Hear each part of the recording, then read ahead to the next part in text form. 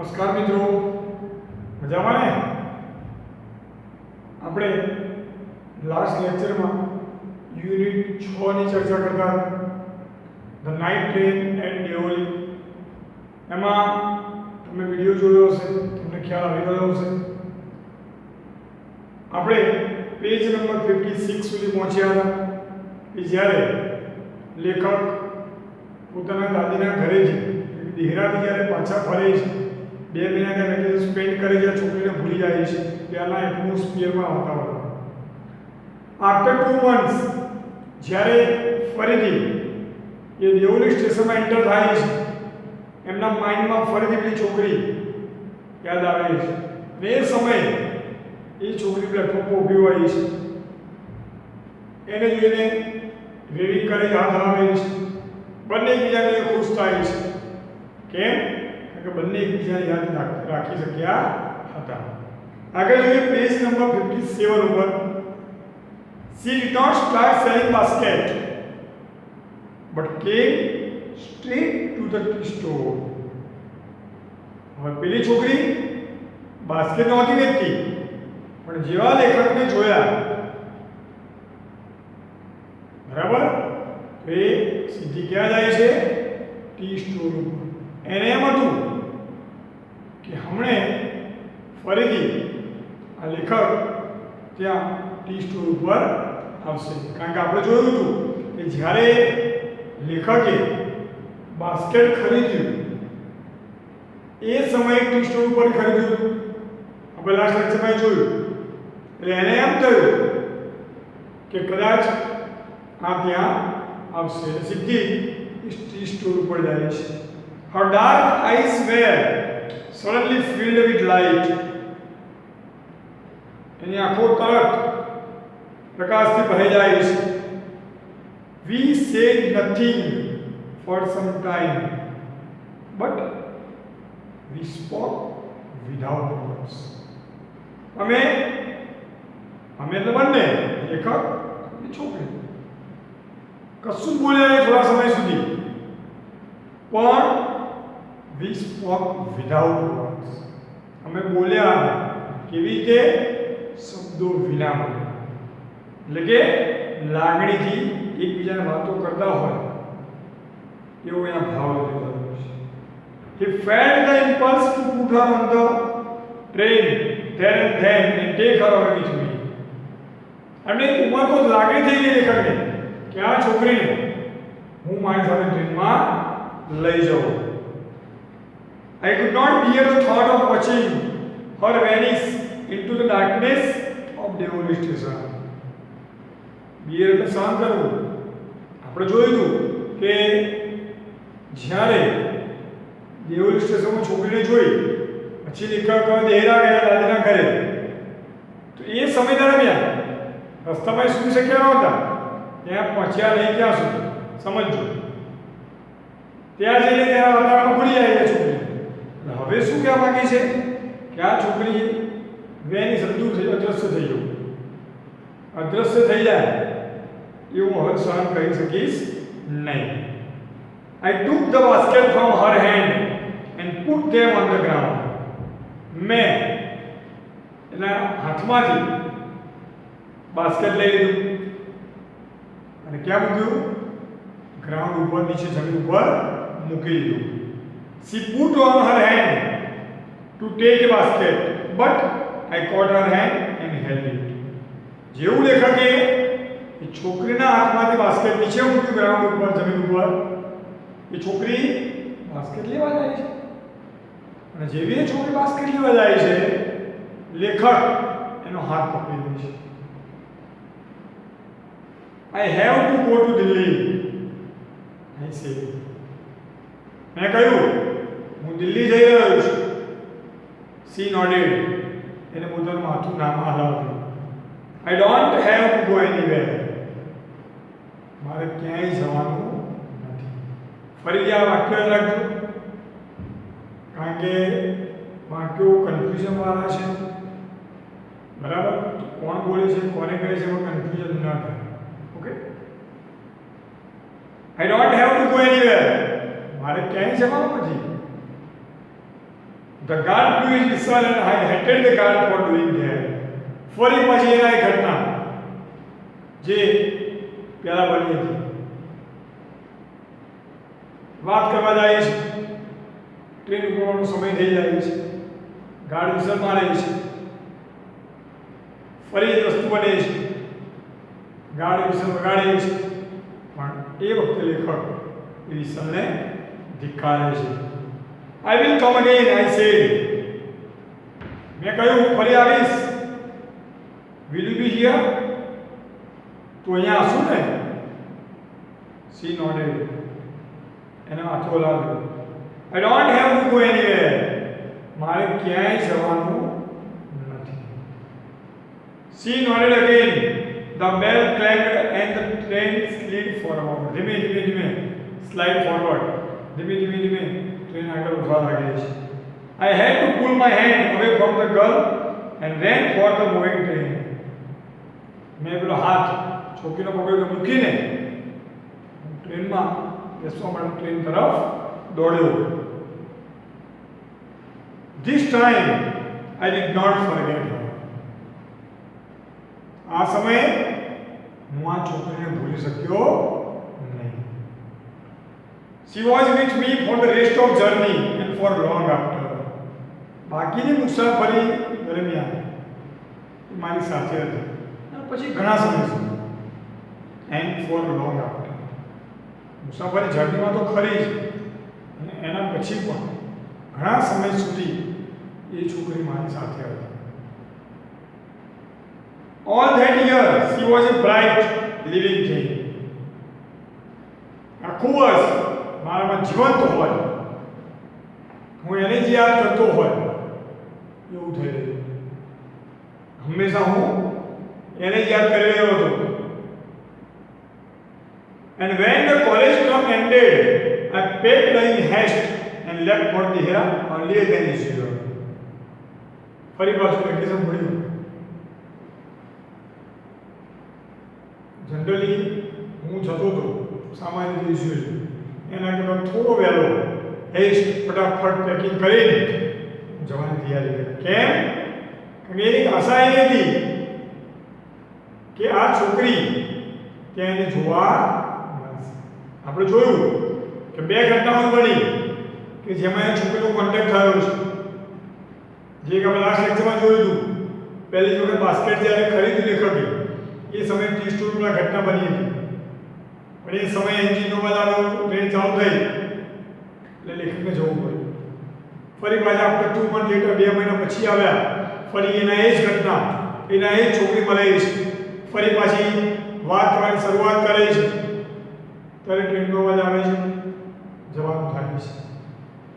હવે શું થાય છે?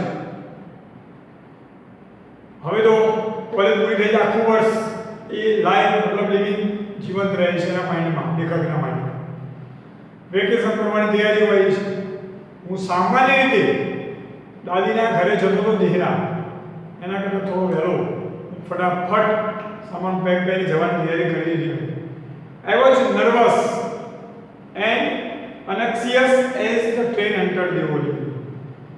એક વાર નર્વસતા, બેચેની હતી, બીજું આતુરતા પણ હતી. જો નહીં હોય તો બેચેની ફીલ થશે, નર્વસતા ફીલ થશે. જો હશે તો એની આતુરતા છે, ઇગરનેસ છે એનામાં કે મને જોવા મળશે. જેવી ટ્રેન દેવલી સ્ટેશન એન્ટર થાય છે તરત એ જોવા લાગે છે.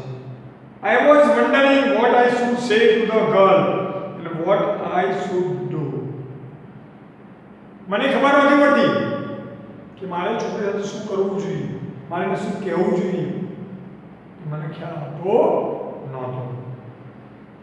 I was determined that I would not stand helplessly before her. Determined, નક્કી કરવું. આપણો શબ્દ આપણે determination, દ્રઢ નિશ્ચય. મેં નક્કી કર્યું કે હું લાચાર થઈને હેલ્પલેસલી એ છોકરી સામે આ વખતે નહીં બોલો. કંઈક હું વાતચીત કરીશ અથવા કંઈક એને હું હેલ્પ કરીશ. The train came to Deoli હવે એની આતુરતાનો અંત આવે છે. દેવલી સ્ટેશન પર ટ્રેન પહોંચે છે. And I look up and down the platform. મેં પ્લેટફોર્મમાં આમ તેમ જોવાનું શરૂ કર્યું. But I could not see the girl anywhere. પણ હું એ છોકરીને એ પ્લેટફોર્મ ઉપર જોઈ શક્યો નહીં. I opened the door and stepped off the footboard. મૂકવાની આવે ત્યાં ઉપર મેં જોયું પણ એ છોકરી ક્યાં દેખાઈ. I was deeply disappointed. ખરેખર ખૂબ જ નિરાશ થઈ ગયો. I felt I had to do something.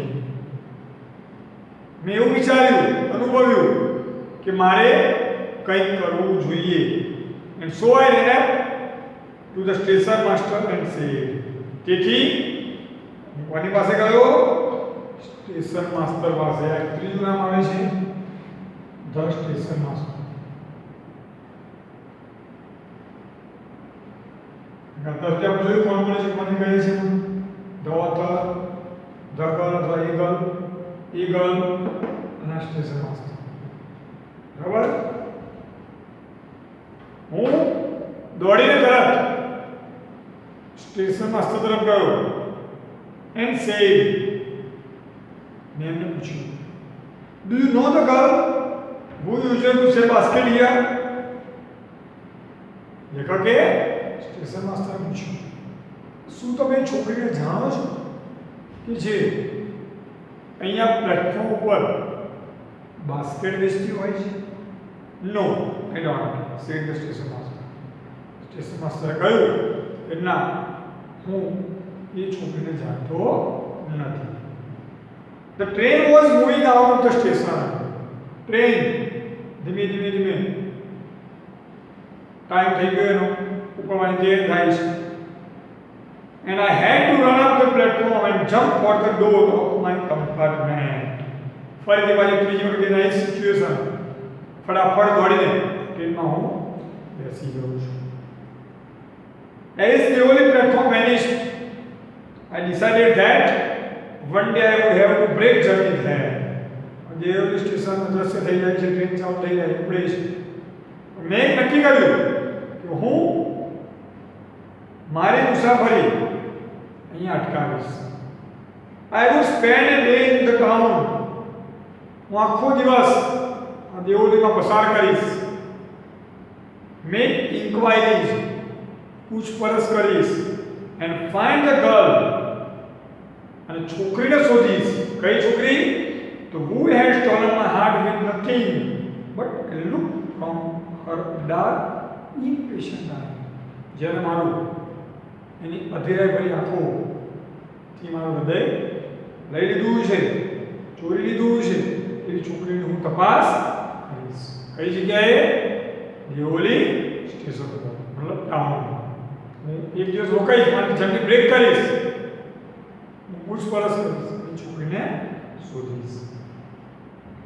In the last few years, છેલ્લા ઘણા વર્ષોમાં, I have passed through Deoli many times. ઘણા વખત દેહરા જવું પડે, દેવલીમાં ઘણા સમય પસાર થયું છું. I always look out from the window to see the same unchanged face smiling to me.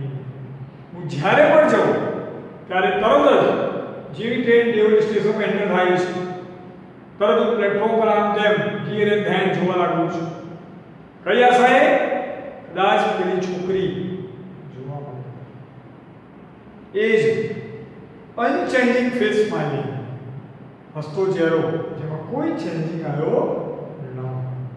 But I will never break journey.